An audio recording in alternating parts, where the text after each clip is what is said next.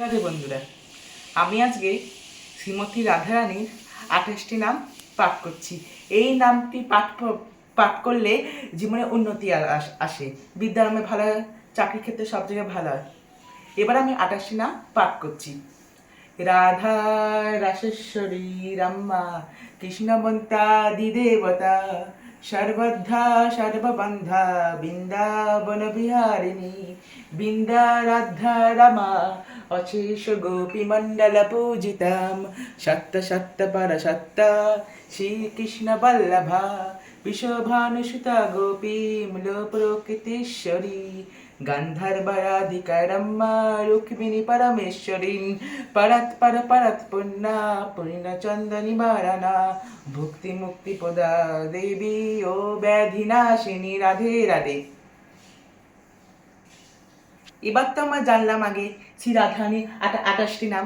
এবার আমরা জানবো কি কি 5টা নিয়ম প্রেমানন্দজি বলেছেন, যেগুলি কি কি 5টা নিয়ম আমাদের করা উচিত, সনাতনীদের করা উচিত, কর্তব্য অবশ্য। প্রথম নিয়ম, প্রভাতে সকালবেলা উঠে প্রথমে চান করে চরণামৃত পান করা উচিত এই শ্লোকটা বলে।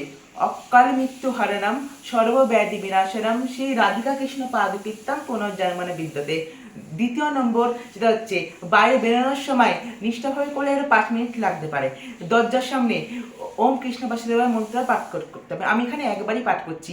ওম কৃষ্ণায় বাসুদেবায় হরয়ে পরমাত্মনে পনতঃ ক্লেশনাশায় গোবিন্দায় নমো নমঃ।